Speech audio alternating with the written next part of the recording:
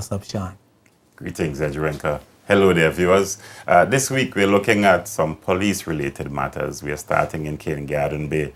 Several residents of the Cane Garden Bay area say they are concerned about possible threats to the security in that area. A number of residents told JTV News over the weekend that since the opening of the West End Police Station on October 30th, Friday, October 30th, the Cane Garden Bay Police Station is now the location for only one police officer. They're saying only one police officer is stationed there. And in fact, we made some inquiries. We contacted the police information office and we were told that that information has to be verified and we are likely to get the details sometime this week. However, we dug further and eventually found the loan officer in the area.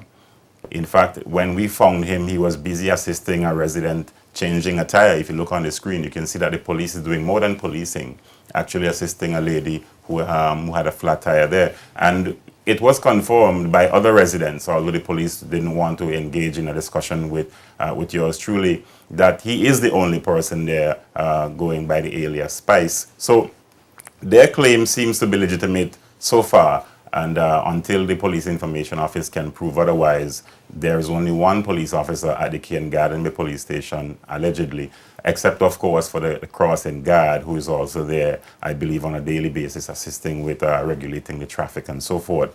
Nevertheless, several residents told yours truly that they are really concerned that the present situation could lead to persons who have ill intentions, targeting residents, visitors, and possibly businesses in the area, especially as the tourist season ramps up. However, in a related police matter, which is also not a pleasant one, on November 9th, the Police Information Office reported that the officers of the Criminal Investigations Department, they are currently investigating an aggravated burglary, and in this case, an armed burglary situation that occurred last Friday. Interestingly, the matter was not reported to the police station until the day after. According to the Police Information Office, a sole occupant of a home in the Botanic Station area, which, as you would recognize, is but a stone throw from the Roetown Police Station. He was approached by a lone gunman who pointed a gun at him at some point during the evening, and a struggle ensued. Apparently, he was having the better of this man until a second man entered the area. The gentleman in question was going into his home when he was approached by this gunman. And while the struggle was going on, a second man approached and assisted his partner, as it seems, and eventually they were able to subdue him, but not before shooting him in the leg, apparently. And a wallet was taken, we are told by the police. No specifics in terms of the contents and so forth, we don't know.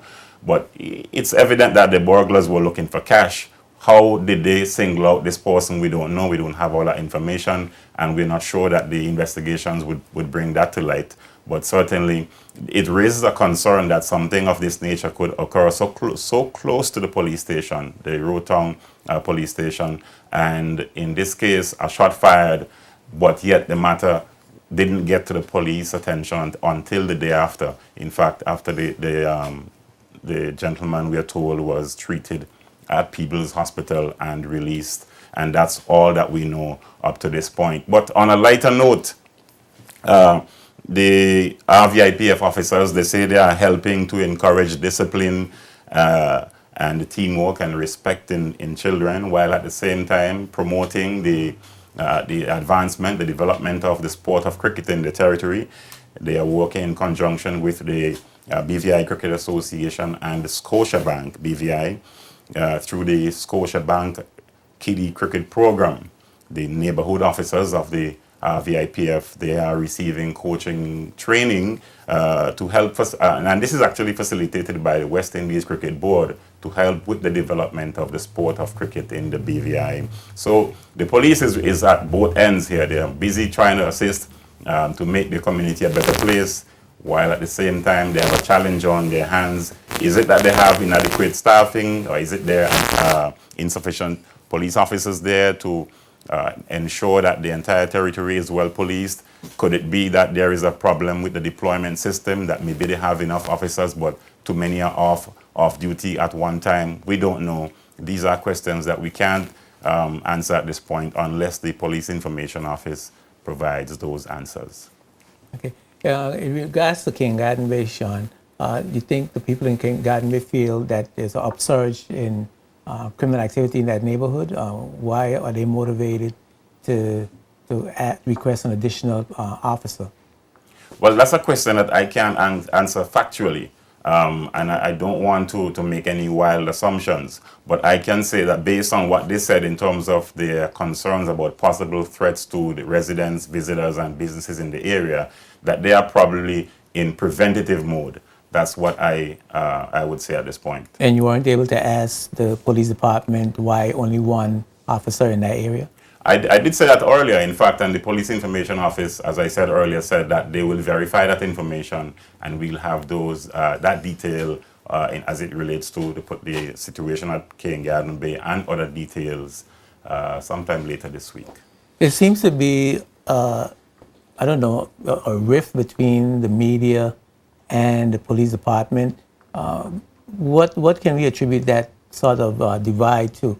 I know the police used to be forthcoming with information. We didn't have this problem before. Is it that the media is inaccurately reporting events, or why is the police all suddenly becoming so tight-lipped? Well, I won't go down the line of making an erroneous statement. The media is a plural term. I don't know if media houses have adverse relations with the police. I don't have any such relations with but the police. But they have made a general. So they have made a general declaration. They have made a general declaration of limiting information to the media. It seems like no. Well, the press releases come. From all accounts in the news. The press releases come and answers are given. But I don't know if there is an internal operational move to limit the media relations or the media exercises within the police force. I don't know. What I do recall is that when former Police Commissioner David Morris was in the country about a year or so, which would have taken us back to about January 2014, he declined from having further press conferences after a press conference which he hosted turned out to be in his mind, and based on what he said, if I may paraphrase,